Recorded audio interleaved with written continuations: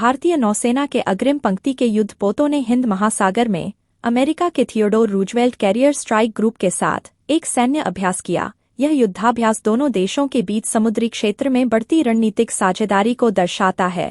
यह युद्धाभ्यास 12 जुलाई को आयोजित किया गया। अमेरिकी दूतावास ने बयान जारी कर इसकी जानकारी दी। अमेरिकी नौसेना का कैरियर बैटल ग्रुप या कैरियर स्ट्राइक ग्रुप एक मेगा नौसेना बेड़ा है, जिसमें एक विमानवाहक पोत यूएसएस थियोडोर रूजवेल्ट, बड़ी संख्या में विध्वंसक फ्रिगेट और अन्य जहाज शामिल हैं।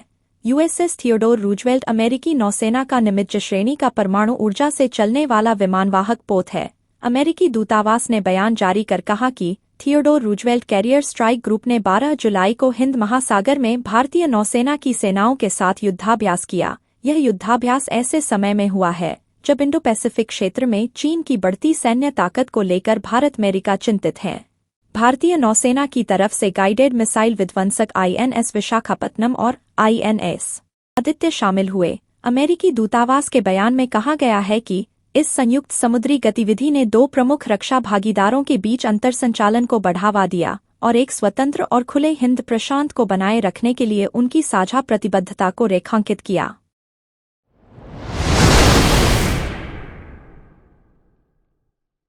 भारतीय पुरातत्व सर्वेक्षण एएसआई ने धार जिले में स्थित भोजशाला का सर्वे पूरा कर अपनी 2000 पेज की रिपोर्ट मध्य प्रदेश हाईकोर्ट की इंदौर बेंच को सौंप दी है। अब 22 जुलाई को इस मसले पर सुनवाई होगी। सबसे बड़ा सवाल यह है कि 23 साल पहले लागू की गई व्यवस्था को क्या हाईकोर्ट इस रिपोर्ट के आधार पर बदल देगा। इधर हिंदू पक्ष के वकील की ओर से दावा किया गया कि सर्वे के दौरान कई ऐसे साक्ष्य मिले हैं जो साबित करता है कि यहाँ मंदिर था। धार जिले के इस 11वीं सदी में बने परिसर का विवाद नया नहीं है।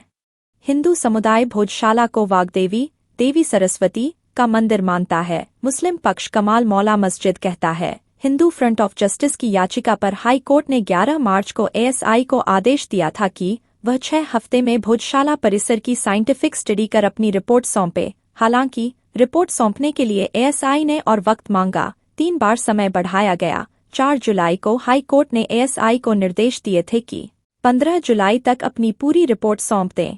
हिंदू फ्रंट ऑफ जस्टिस के वकील एडवोकेट विष्णु शंकर जैन ने कहा कि इस मामले में एएसआई रिपोर्ट महत्वपूर्ण है। एएसआई रिपोर्ट ने हमारे केस को मजबूत किया है।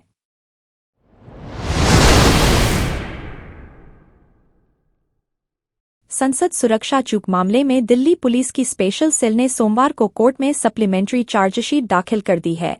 इस मामले में अब आरोपियों को 2 अगस्त को कोर्ट में पेश किया जाएगा और सुनवाई होगी। इस मामले में दिल्ली के राज्यपाल वीके सक्सेना ने सभी आरोपियों के खिलाफ यूएपीए के तहत केस चलाने की मंजूरी दी है। अब पुलिस ने पटियाला हाउस कोर्ट में आरोप पत्र दायर कर दिया है।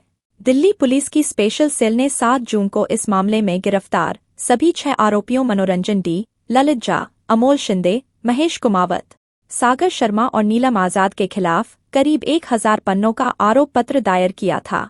इस मामले में उपराज्यपाल वीके सक्सेना ने 6 आरोपियों पर गैरकानूनी गतिविधि रोकथाम अधिनियम यूएपीए के तहत मुकदमा चलाने की अनुमति दी है। इन लोगों पर 13 दिसंबर 2023 को सदन की कार्यवाही के दौरान संसद पर कथित रूप से हमला करने का आरोप है। आरोप है कि मनोरंजन डी, सागर शर्मा, अमोल धनराज शिंदे, नीलम, ललित झा और महेश कुमावत नामक लोगों ने संसद में अवैध रूप से प्रवेश किया, साथ ही चालू सत्र के दौरान लोकसभा में धुएं के कैन फेंके। इस मामले में दिल्ली पुलिस ने उपराज्यपाल से यूएपीए की धारा 16 और 18 के तहत उनके अभियोजन का अनुरोध किया था।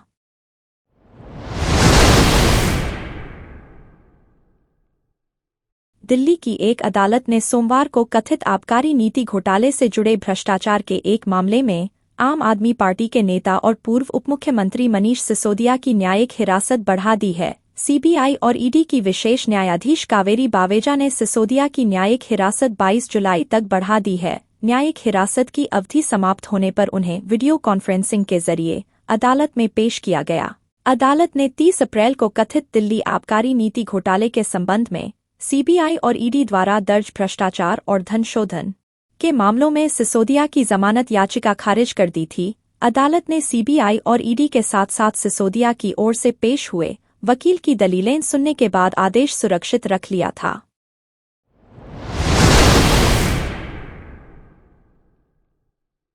केंद्रीय गृह मंत्री अमित शाह ने सोमवार को असम, उत्तर प्रदेश और गुजरात के मुख्यमंत्रियों से बात कर तीनों राज्यों में बाढ़ और भारी बारिश के कारण उपजी स्थिति का जायजा लिया। साथ ही केंद्र की ओर से हर संभव मदद करने का आश्वासन दिया। सूत्रों ने बताया कि शाह ने असम के मुख्यमंत्री हिमंत बिश्व शर्मा से टेलीफोन पर बातचीत की। इस दौरान उन्होंने राज्य में बाढ़ की स्थिति के बारे में जानकारी ली। शर्मा ने मौजूदा स्थिति और अब तक उठाए गए कदमों के बारे में जानकारी दी। वहीं उत्तर प्रदेश के मुख्यमंत्री योगी आदित्यनाथ और गुजरात के मुख्यमंत्री भूपेंद्र पटेल से फोन पर बात की। केंद्रीय गृह मंत्री ने दोनों राज्यों में भारी बारिश के बाद नदियों में बढ़ते जलस्तर के कारण पैदा हुई स्थिति का जायजा लिया। शाह ने तीनों मुख्यमंत्रियों को स्थिति से निपटने के लिए केंद्र सरकार की ओर से हर संभव मदद मुहैया कराने का आश्वासन दिया। बता दें, असम में बाढ़ और बारिश से जुड़ी घटनाओं में अब तक 109 लोगों की जान जा चुकी है। राज्य के कछार, चिरांग, तरांग, धेमाजी, धुबरी, डिब्रूगढ़, गोलपाड़ा, गोलाघाट, जोरहाट, कामरूप मेट, रोपोलिटन, करीमगंज, माजुली, मोरीगांव, नागांव, नलबाड़ी और शिवसागर जिलों में 5,97,600 से अधिक लोग बाढ़ से प्रभावित हुए हैं।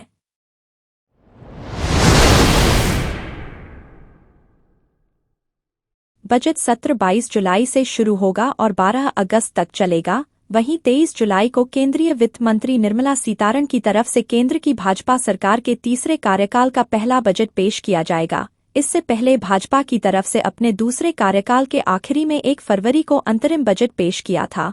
वहीं बजट सत्र की शुरुआत से पहले ही कांग्रेस केंद्र और पीएम मोदी पर हमलावर हो चुकी है।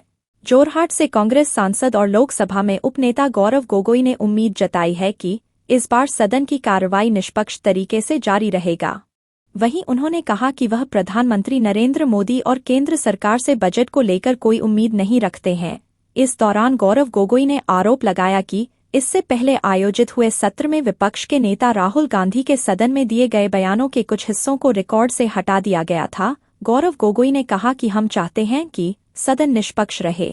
यह दुर्भाग्यपूर्ण है कि हमारी पार्टी के नेता राहुल गांधी की कुछ बयानों को पिछले सत्र के दौरान रिकॉर्ड से हटा दिया गया था। दरअसल जब राहुल गांधी ने कहा था कि पीएम मोदी, भाजपा और आरएसएस हिंदू समाज का प्रतिनिधित्व नहीं करते हैं,